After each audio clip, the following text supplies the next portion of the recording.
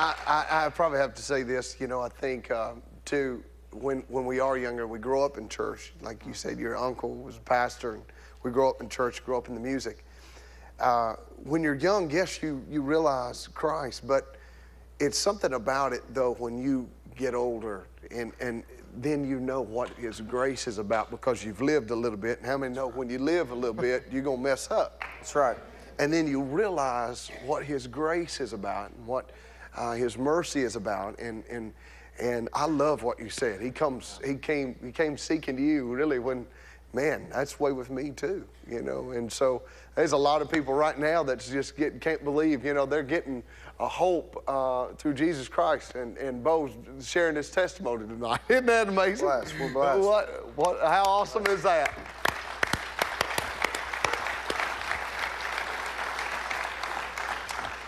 So, so do you write some of your music? I love to write. It's, I've been here in Nashville now for 5 years living with my family, and writing when I'm not on the road is a Monday through Thursday job for me. I try to do a lot of co-writes with folks, and really, honestly, it's a craft that at about 12 I started to really enjoy, and playing guitar. I started playing guitar when I was 9, and so it really is. It's a great focus for me to help pour your heart out. And, you know, I think it helps you to stay in touch with the emotion of life, you know. I never enjoy an easy life, you know. It's the ups and downs. It's that ride of up and down that makes it such a, you know, an experience. If everything was kind of monotone, and you know, you don't get your grace out of that, you know what I mean? And so for me, I really do. That's the same in songwriting. I think you're able to draw from different things that inspire you, and both happy, sad, and different, you know. So it's a great release for me. My dad writes, and he's a very unique writer, and he writes to that down, you know, just surface, down to earth thing. And I asked him, I said, Dad, how do you do that? You know, how do you write these songs? Because I'm interested in writing, and you know, I've just kind of started. He told me, he said, you know, I usually write my best songs in the middle of a trial, in the middle of trouble and heartache, and you know. He said, I'm ready for somebody else to go through some stuff and let me write about them for a while. But do you find that true? It's very true. You know, one of the songs that we wrote, a friend of mine, Greg Barnhill, and I wrote on this new CD. Yeah. It's called Different Shades of Blue, and for me, I know my perspective in writing this was very much drawn from past experience.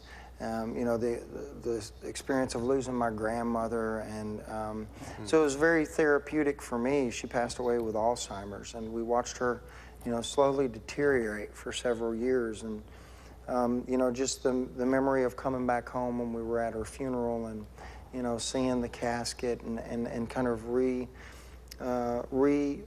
reliving your childhood almost. You know, that yard was the same yard that I'd grown up in every year when I would come back, and that tree out in the yard.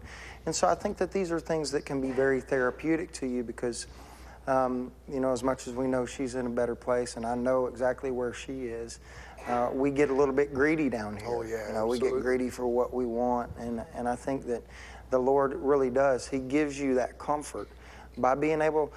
It's kind of like when you tell somebody a good piece of advice, but you don't really listen to yourself. You know what I mean? That's sometimes as a songwriter how you feel. You know, you'll put this stuff down, you go, man, that was a great line, and you'll have people come up and say, I really identify with that. And then 2 years later, you go, okay, well, now I finally get what I was talking about. Yeah. It's that kind of thing. So it's really special. My wife, her grandmother has Alzheimer's, and she's had it for quite some time now. And man, that's just it's to see that a lot of people. I mean, I didn't realize it until we did a song as well about that, and it was so wild though. Like with her, she got to the place to where she couldn't remember your name when you came through, but I would sing a little song. Please forgive me, need your grace to make it through. And she would sing every word with me. And she didn't even know who she was singing with.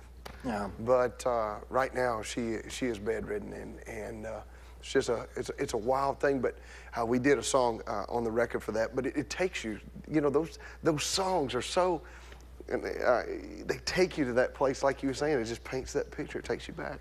I know. We'll say some prayers for her. I know that that's a struggle for everybody in your family, and the reward for us is beyond here. And I think when you come to that realization in your heart, mind, and spirit, and soul, you have to let the light of Christ absorb.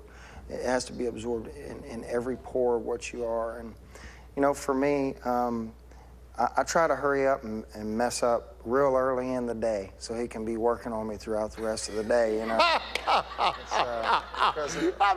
That's great. I've never heard that. It's something that's a struggle, from stubbing your toe on the side of the bed to somebody cutting you off in traffic. It's easier sometimes to fly off than to let your thoughts fly towards him.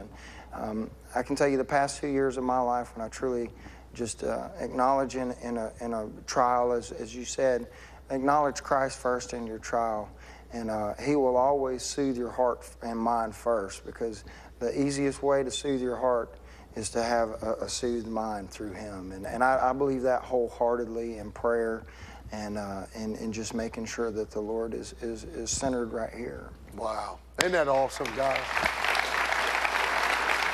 I have to say this. You know, I want to thank you from me. Thank you, because this is wonderful. A lot of times people that has had success, or that is going, you know, their career is building and it keeps getting bigger.